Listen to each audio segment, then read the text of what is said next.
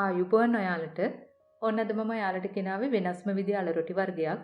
හරිම සෞඛ්‍ය සම්පන්න විදියට ඉක්මනටම හදාගන්න පුළුවන් දෙයක්. අපි මේ අලු රොටි හදන්නේ පාන් පිටි වලින් නෙමෙයි, හාල් පිටි පාවිච්චි කරලා. ඉතින් අපි දැන් බලමු කොහොමද හදන්නේ, මොනවද අපිට ඕන කරන්නේ කියලා. ඕන කරන දේවල් වල ලිස්ට් එක ඩිස්ක්‍රිප්ෂන් බොක්ස් එකේ තියෙනවා.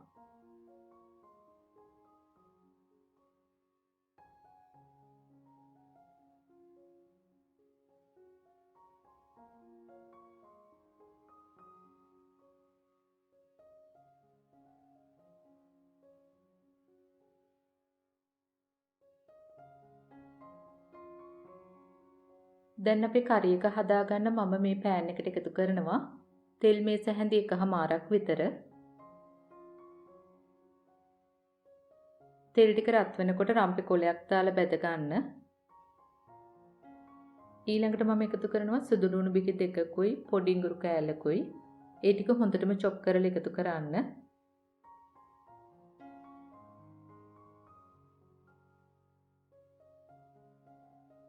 දැන් මේ ටික සුවඳ එනකොට අපි එකතු කරනවා කරපිංච ඉත්තක්, අමු මිරිස් කරල් 3-4ක්, රටලුණු පොඩි ගෙඩියක්. ඒ ටිකත් මෙන්න මේ වගේ චොප් කරලා එකතු කරන්න.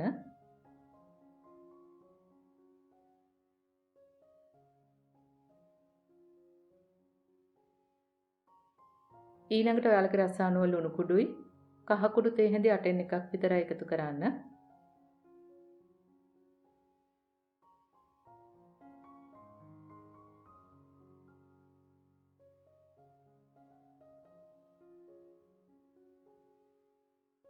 දැන් මම එකතු කරන්නේ තක්කාලි කිඩි භාගයක්. ඒකත් මේ වගේ පොඩියටම කපලා එකතු කරන්න. මේ ටික දැන් හොඳටම බැදෙනකොට මම එකතු කරනවා මිරිස් කුඩු තේ හැන්දක්, කෑලි මිරිස් මේස හැන්දත් මේස හැඳි 1/2ත් අතර,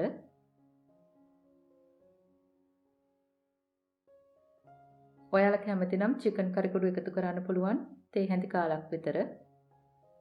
ඊළඟට මම එකතු කරනවා තම්බල පොඩි කරගත්ත අලගෙඩි 2ක්, ටින් මාළු පොඩි කෑල්ලක් මේ වගේ හොඳට පොඩි කරලා එකතු කරන්න.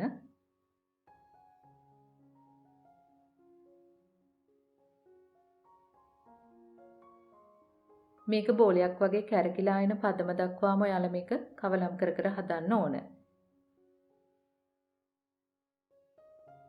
දැන් අපිට එකතු කරගන්න පුළුවන් ගම්මිරිස් කුඩු තේ හැඳි කාලකුයි දෙහි උෂ බිංදු 2-3කුයි.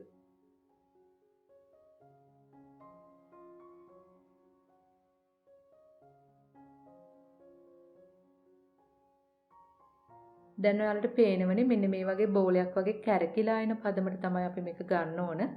දැන් අපිට පුළුවන් ලිප් ඔෆ් කරගන්න.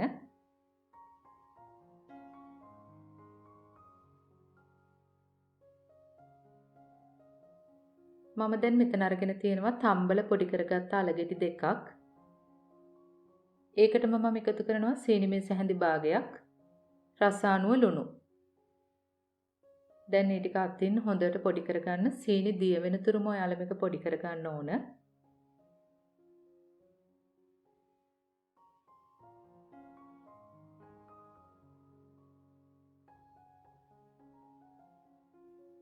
ඊළඟට මම මේකට එකතු කරනවා හාල් පිටි කෝප්ප භාගයක් විතර. හාල් පිටි කෝප්ප භාගෙම ඕන වෙන්නේ නැති වෙන්නත් පුළුවන්. ඒ නිසා ටික ටික දාලා මේ වගේ කවලම් කරගන්න.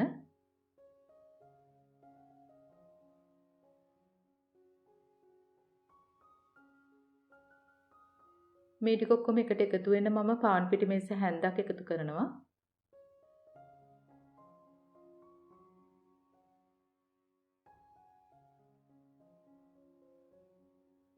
මේ ඩෝ එක ගොඩක් මෘදුවට තියෙන්න ඕන.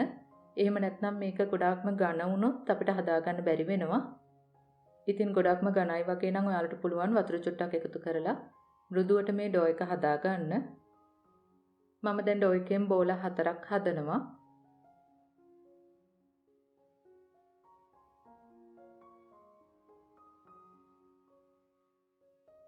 දැන් අපිට පුළුවන් කරි එකනොත් බෝල 4ක් හදාගන්න.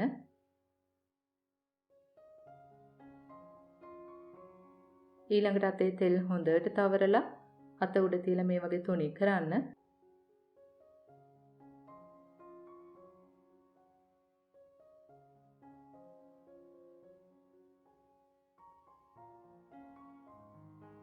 දැන් අපිට පුළුවන් අල බෝලයක් තියලා මේ වගේ හොඳට සීල් කරගන්න.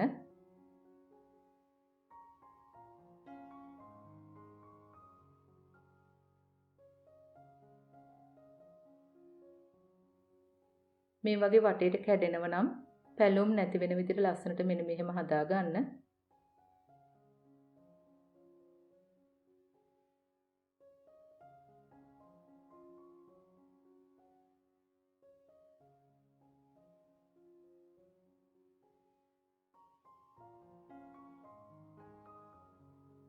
ඊළඟට මම කරන්නේ ලොකු පෑන් එකක් ලිපේ තියලා තෙල් මේස හැඳි දෙකක් විතර දානවා. තෙල් ටික රත් වෙනකොට අපේ රොටි ටික මේ වගේ දාන්න.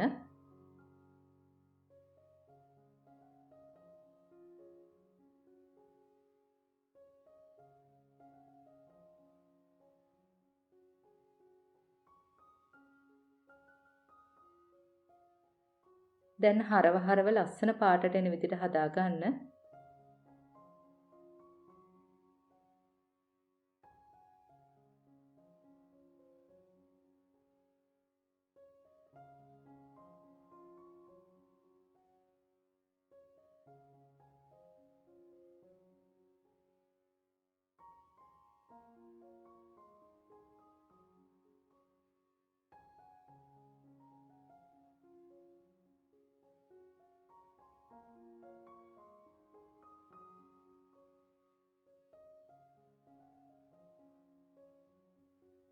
මෙන්න මේ වගේ ලස්සන පාටට ආවම අපිට පුළුවන් පිඟානකට මාරු කරගන්න.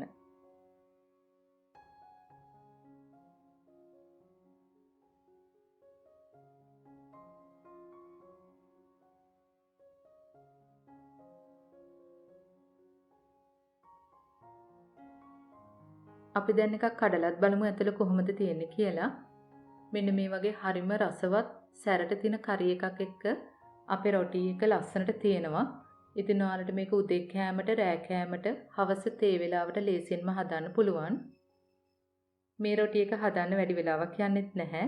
පාන් පිටි පාවිච්චි කරන්නේ නැති නිසා සෞඛ්‍ය සම්පන්න බවත් වැඩි. ඉතින් ඔයාලත් හදලා බලන්න. මේ ගැන ගැටළු යෝජනා තියෙනවා නම් පහලින් කමෙන්ට් එකක් දාන්න. අපි ආයෙත් මේ වගේම රසබර වීඩියෝ එකකින් හමු වෙමු. එතකන් ඔයාලට සුබ දවසක්. ස්තුතියි.